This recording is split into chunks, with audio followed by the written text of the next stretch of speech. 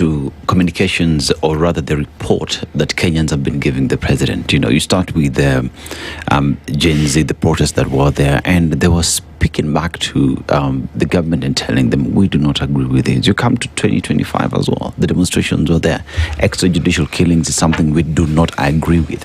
But let's go even further to a letter that you wrote together with Pierre Lumumba to the president.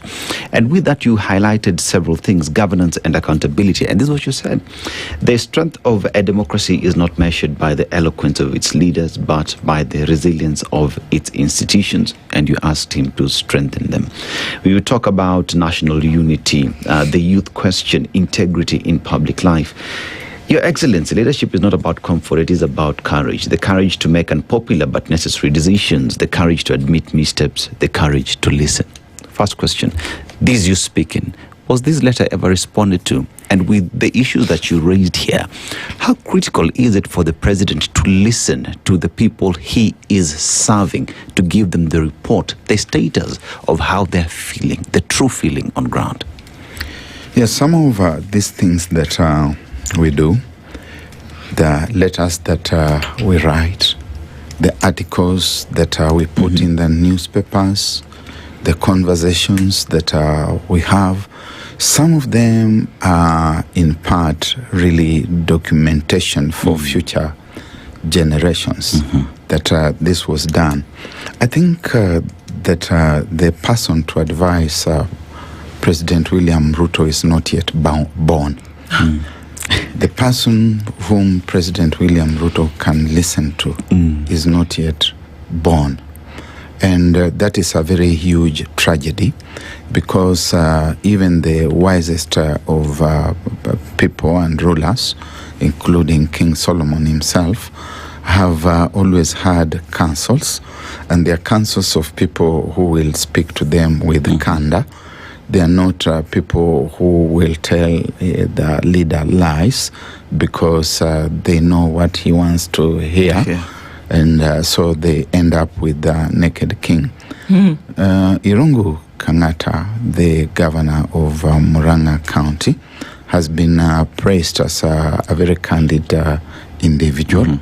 And he has said in a very formal manner that he has got responsibility to the people, and he will not be part of the lies that are being told by the party and the leadership of the party on whose ticket he ran the last time. So when we say some of these things to His Excellency the President, we do hope that he spends a few minutes to even just peruse. Most likely he looks at the whole thing and he says, this is rubbish, tupa uko. Who are these fellows? What do they think they are to deign to speak to me and to write to me this kind of letter? Never mind that it is couched in a fairly polite and civil language.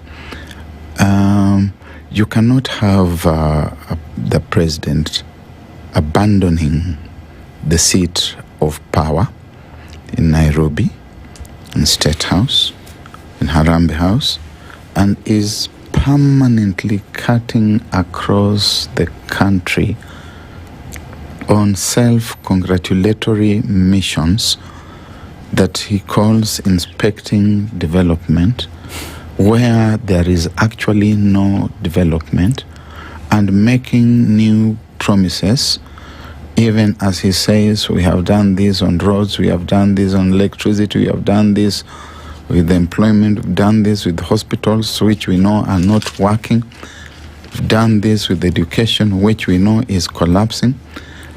And instead of sitting and planning and listening, getting reports and reading, you are on a campaign mission. We are trying to tell him, Your Excellency, accept that you have made mistakes. Accept, for example, that the Shah was a big mistake, that NHIF was working. All you needed to do was to correct any areas that were not functional, that education, university funding was working. You did not need to disrupt it. But obviously there are factors that led to that, and I doubt that they had much to do with the need to serve the people better. We see fellows around with huge stacks of money, and we can only imagine that some of these things, including the digital platforms, are really just siphons. Of money. They were put there as siphons, and that's why nobody wants to listen. Affordable housing is a siphon. We are building stadia, Talanta, Hella Stadia. They are turning out to be the most expensive stadia ever built anywhere in the world. And someone needs to accept. Hence, finally, when His Excellency the President starts seeing the numbers are getting depressed, and he goes back to the backyard at home to speak to the community in harsh tones in mother tongue, to tell them that you have not registered in numbers that can cushion me, that can make me happy, that can make me comfortable. He ought to know that it's because he doesn't listen. And even that particular constituency that he has taken for granted, that he assumes he can herd like cattle. Because when you go home, if I go to Emmanudia today and start telling the people of Emmanudia to protect me, to save me, appealing to the herd instinct, appealing to the lowest of the sentiments, of the emotions among the people, that they should now come to rescue one of them because we are of the same genetic makeup. I should realize that the reason the Manudia people are not registering, are not enthusiastic, is that they are part and parcel of the country that is suffering. Absolutely. And they are suffering with everyone else. This is it.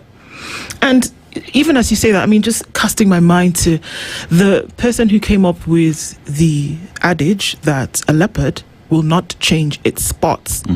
It will not become a striped cat tomorrow. This is who it is.